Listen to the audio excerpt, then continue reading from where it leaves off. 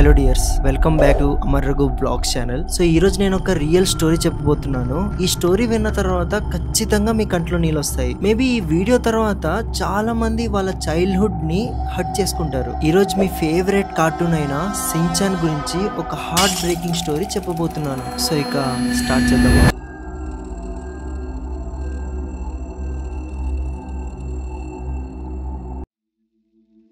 Japan లోని 1970s లో ఒక హ్యాపీ ఫ్యామిలీ ఉండేది. ఆ ఫ్యామిలీలో పెద్ద ఆయన వచ్చేసి హిరోషి, వైఫ్ పేరు మిసాయి. వాళ్ళకి ఇద్దరు కిడ్స్, ఒక కూతురు పేరేమో హిమావరి, ఇంకా కొడుకు పేరేమో సించాన్. వీళ్ళకి ఒక డాగ్ కూడా ఉండేది.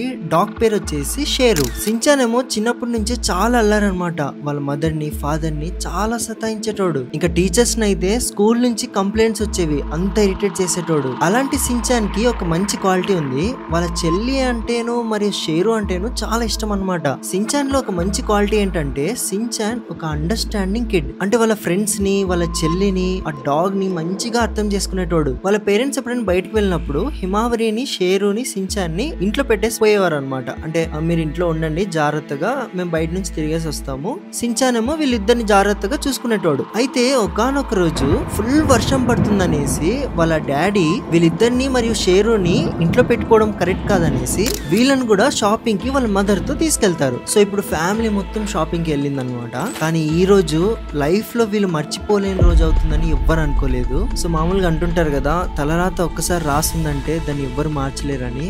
అలాంటిదే ఈ రోజు జరిగింది. ఫుల్ గా వర్షం పడుతుంది, గాలి పడుతుంది. ఇవన్నీ అవుతున్నాగా వీళ్ళు షాపింగ్ కి వెళ్ళారు. షాపింగ్ చేయడానికి మార్ట్ లో ఎంటర్ అయిన వెంటనే వర్షం ఆగిపోయింది, గాలి అసలు లేనట్టుగానే ఉంది. So mother, father, kids shopping చేస్తున్నాగా వాళ్ళ ఫాదర్ వేరే సెక్షన్ లో షాపింగ్ లో ఉన్నారు. వీళ్ళ మదర్ ఏమో కిడ్స్ ని తీసుకొని షాపింగ్ చేస్తుంది. అలా వాళ్ళ మదర్ షాపింగ్ లో చాలా బిజీ అయిపోయింది. అలా షాపింగ్ చేస్తున్నాగా సడన్ గా సించానికి వాళ్ళ చెల్లి ఎక్కడుందని చూశాడు. చూస్తే వాళ్ళ చెల్లి ఆడుతూ ఆడుతూ షాపింగ్ మాల్ బయటికి వెళ్లిపోయి ఆ హైవే మధ్యలో ఉంది. హిమావరిని ఆ రోడ్ మధ్యలో చూసి సించాన్ వెంటనే పరిగెత్తుకుంటూ వెళ్తాడు.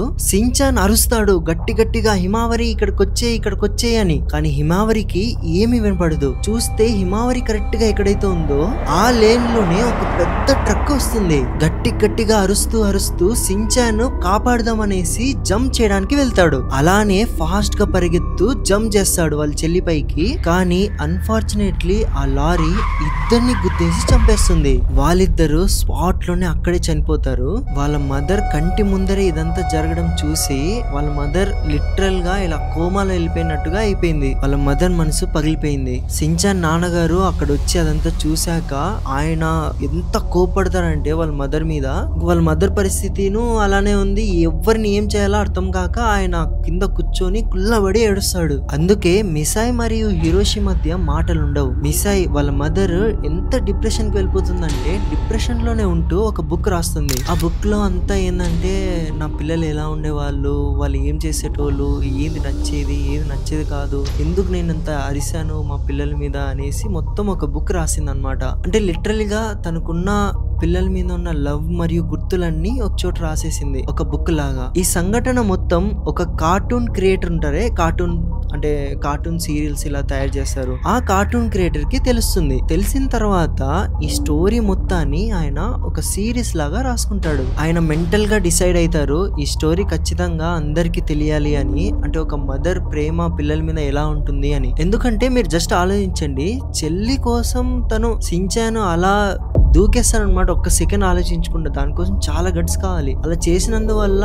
ఆ రైటర్ కి ఎక్కడో డీప్ ఇన్సైడ్ హిస్ హార్ట్ అంటే చాలా ఫీల్ అయ్యాడు. సో ఇది ఖచ్చితంగా నేను ఈ స్టోరీ తీసి కార్టూన్ లో అంటే జనాలందరికీ ఈ మెసేజ్ ని ఇవ్వాలి అనేసి మెంటల్ గా ఫిక్స్ అవుతాడు. అండ్ మీలో చాలా మంది ఈ కార్టూన్ చూసే ఉంటారు. ఈ కార్టూన్ ని చిన్నపిల్లలే కాదు పెద్దవాళ్ళు కూడా చూస్తారు, నేను కూడా చూస్తాను. సో ఈ స్టోరీ మొత్తం ఆ రైటర్ తన ఇమాజినేషన్స్ తో ఆ క్యారెక్టర్ బిల్డ్ చేసి మొత్తం రాసిన తర్వాత ఎండింగ్ ఇలా పెట్టాలని ఆయనకు అస్సలు మనసు ఒప్పుకోలేదన్నమాట. సో అందరూ పిల్లలు చూస్తుంటారు ఇలా సించాన్ వాళ్ళ చెల్లి చనిపోవడం చూసిన తర్వాత లైఫ్ లాంగ్ వాళ్ళకి అది ఒక ట్రామాలా ఉండిపోతుంది అనమాట. ఇది తెలిసి అరే ఇలా జరిగిందా అలా జరిగిందా అనేసి అది వాళ్ళు డైజెస్ట్ చేసుకోలేరు. కాబట్టి ఎక్కడ డిప్రెషన్ లో వెళ్ళిపోతారు అంటే కార్టూన్ చూసే పిల్లలు కూడా అనేసి ఆయన ఈ లాస్ట్ జరిగిండే స్టోరీ కార్టూన్ సిరీస్ లో ఇంక్లూడ్ చేయరు. ఇప్పటిదాకా అసలు సించాన్ స్టోరీ ఎండింగ్ లో ఏమైందో ఎలా ఎండ్ అయిపోయిందో ఎవరికి తెలియదు, నాకు కూడా తెలియదు అనమాట. మీలో ఎవరికైనా తెలిసింటే కామెంట్ సెక్షన్ లో నాకు తెలియజేయండి, నాకు తెలుసుకోవాలని ఉంది. So that's it for today guys. నాకు తెలిసి మీకు ఈ స్టోరీ బాగా నచ్చింటుంది. సో ఇలాంటి ఏదో మిస్సింగ్ గా ఉన్న స్టోరీస్ గానీ, ఇలాంటి creepy interesting stories, horror stories అంటే ఎవరికి తెలియని ఆస్పెక్ట్స్ లో ఉంటాయి కదా, కొన్ని సాధనాస్ కానీ, కొన్ని రిచువల్స్ కానీ. సో అన్ని ఈ ఛానల్లో చెప్తాను అనమాట. మోస్ట్లీ ఛానల్ చాలా రాగా పెడతాను అనమాట. సో నేను నార్మల్ కామన్ గా నేను మీతో ఒక ఫ్రెండ్ లా మాట్లాడుతున్నట్టుగా రాగా పెడతాను. సో నాకు తెలిసి మీరు సపోర్ట్ చేస్తారని అనుకుంటున్నాను. And that's it guys. Thank you so much for watching this full video. ఇలానే సపోర్ట్ చూపిస్తుండండి. And again thank you so much. మీ పేరెంట్స్ ని జాగ్రత్తగా చూసుకోండి. మనం కలుద్దాం అప్కమింగ్ థ్రిల్లింగ్ వీడియోస్ లో. 3, 2